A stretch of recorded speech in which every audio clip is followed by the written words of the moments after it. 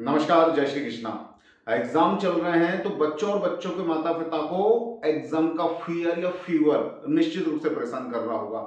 ऐसी कंडीशन में श्योरिटी के लिए आप किसी एस्ट्रोलॉजर को कॉल करते हैं, पूछते हैं भाई इसके क्या योग है, ये क्या पास हो जाएगा, या आप स्वयं फोन करके पूछते हैं मेरे क्या योग है, मैं पास हो जाऊंगा या नहीं हो पाऊंगा।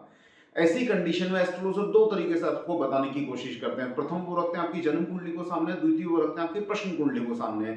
जो आपने जिस समय प्रश्न पूछा है उससे जो कुंडली निर्मित हुई है दैट इज।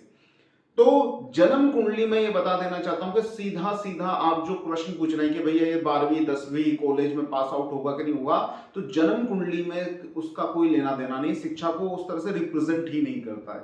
वो सिर्फ आपके समय को रिप्रेजेंट करेगा, या सेकंड फोर्थ और फिफ्थ हाउस जिसकी एस्ट्रोलॉजर आपसे बात करते हैं, आप स्वयं भी अपनी पत्रिका में देखते हैं, तो सेकंड फोर्थ एंड फिफ्थ शिक्षा से संबंधित माना जाता है नहीं। सेकंड फोर्थ एंड फिफ्थ ये बताता है कि आपकी किस कंडीशन में किस तरह की स्थिति होगी कि आप दिए हुई शिक्षा को या जो भी आप जीवन के अंदर एब्जॉर्व करते हो तो उसको कितना ग्रहण कर पाएंगे। वो सीधे सीधे आपकी 10वीं 12वीं कॉलेज के एग्जाम नहीं बताती है या पढ़ाई नहीं बताती, वो यह बताती है कि आपके ब्रेन की या मन की एकाग्रता की या किसी चीज को ग्रैब करने की ताकत कितनी, उस आधार पर थोड़ा बहुत अनुमान लगता है कि ये ठीक से पढ़ पाएगा या नहीं पढ़ पाएगा।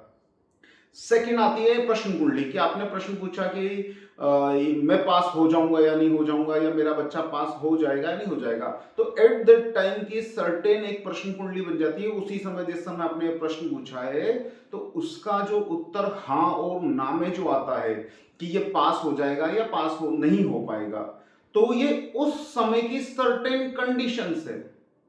मे बी उस समय पूरी तरह से योग बन रहे हैं कि इसके आगे आज के समय में आज की स्थिति में पूछे हुए प्रश्न के अनुसार ये पास हो जाएगा या पास नहीं हो पाएगा।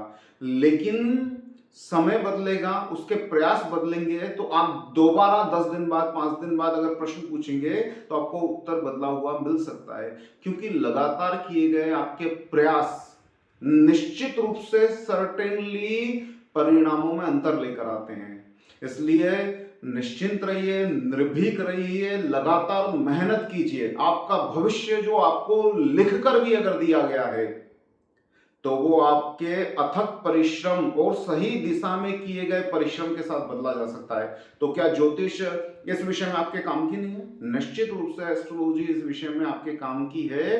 प्रश्न कुंडली के द्वारा एट द टाइम बन रही हुई कंडीशन से आप समझ सकते हो कि मुझे किस तरह से और प्रयास करना चाहिए, और जन्म कुंडली के द्वारा यह समझ सकते हो कि मेरा चल रहा समय मेरे अनुकूल है या नहीं।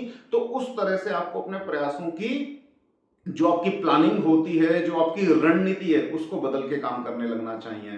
तो बिल्कुल भी आप उलझिए मत कि अगर आपको किसी ने बोल दिया आप पास हो जाओगे तो आप निश्चिंत होकर सो जाओ, या आपको किसी ने बोल दिया आप पास नहीं हो पाओगे तो टेंशन में आके अपने ब्रेन का जो कंसंट्रेशन है उसको भी खो दो। तो बुद्धिमानी से, राइट अप्रोच से, सही तरीके से ज्योतिष को अप्रोच करें और सही तरीके के आंसर को ग्रैब करने की कोशिश करें।